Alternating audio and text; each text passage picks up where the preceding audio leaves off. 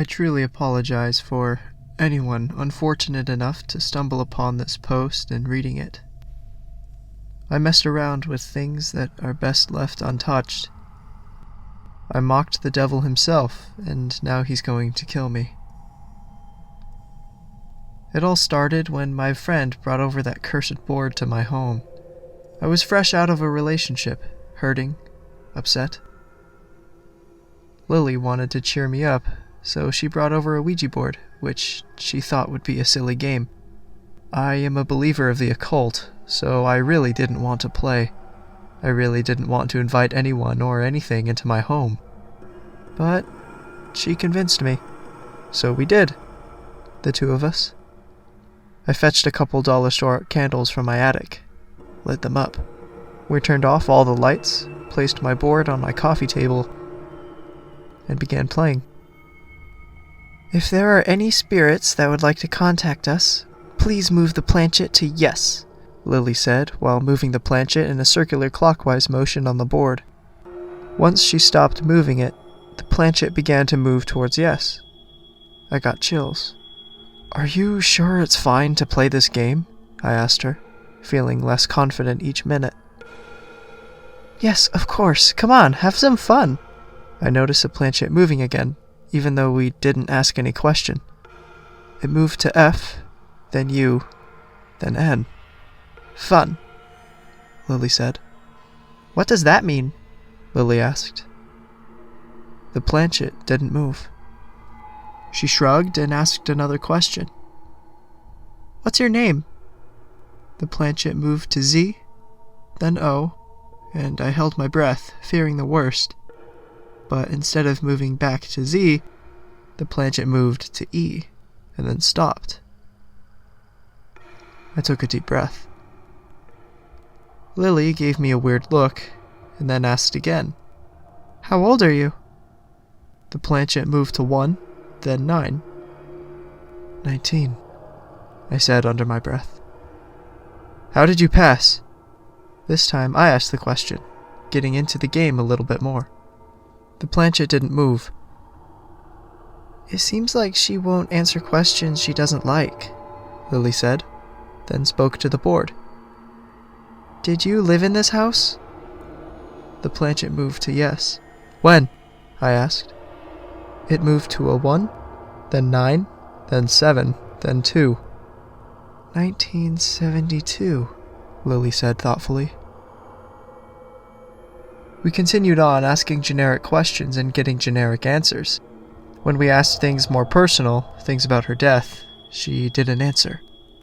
Eventually, we decided it was time to end this game and said goodbye. After Lily left, I was still left curious on the previous residents of my house, so I googled it. I googled about my house, about Zoe, about 1972, but my county was large, and many things happened in 1972, so it was almost impossible to narrow it down. I also couldn't find anyone by the name of Zoe. I know spirits lie, so I assumed whoever we communicated with did so too. Lily came over again the next day, and offered to continue the game. As reluctant as I was, I obliged, and we set everything up again. We got into contact with Zoe again. This time, however, the whole thing seemed off. I was getting chills all over and felt really uneasy. I kept hearing creaks and various other house noises. At one point, I even heard a loud bang, but Lily claimed she didn't. After we ran out of generic questions, we began asking about random things. Like at one point, Lily asked if Zoe can see or predict the future, to which Zoe responded with yes. Can you tell me then if I failed my math exam last week? She asked all giggly, excited about this new revelation. The planchet moved to yes. Okay, did I fail my math exam? Lily asked. The planchet moved to no, and Lily cheered, taking her hands off the planchet, but my heart dropped. Lily! I screamed at her. Oops. Please forgive me, Zoe. Lily quickly put her hands back on.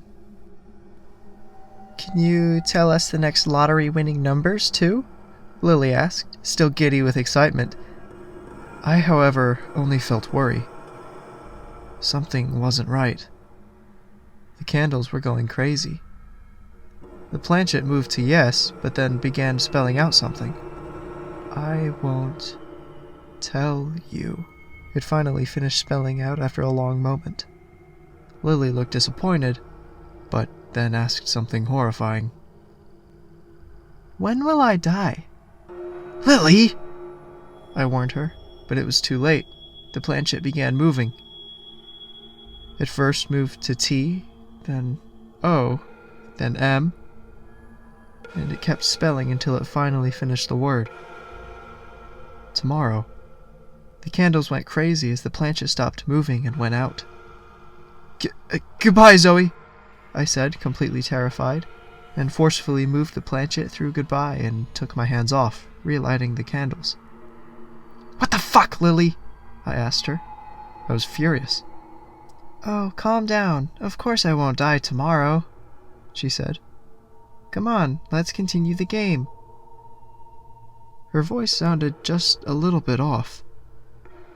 She put her hands back on and invited the spirits again. Something answered. What's your name? Lily asked. I didn't have my hands on. She was playing alone. Lily, stop! I shouted. The planchette moved to Z, then to O. Then it repeated the sequence. I gasped. Say goodbye! Say goodbye! I pleaded. Lily began giggling. The planchette kept moving back and forth between Z and O. Then it stopped. Lily looked at me. Her eyes were watery, and she spoke in a voice that didn't sound like hers. When will August die? I watched in horror as the planchette moved to the numbers. 01, 01, 2023. Then it moved to the letters and spelled out Eve. Lily giggled once more and passed out on the spot. Lily! Lily! I screamed as I went to her side and tried to wake her. It didn't take long, and she did wake up. She couldn't remember anything after she apologized for taking her hands off the planchette. I sent her home and warned her to never bring this accursed board back into my house. She kept asking what happened, but I said nothing. I got a call a day later that Lily's overpacked bus turned over as she was coming back from work. And she died, just like the demon predicted. I'm going to die in under 48 hours. I don't know what to do, or how to prevent it. I'm tempted to play the game again and beg for mercy. The demon we contacted is the strongest of them all. If only I never agreed to play that stupid game.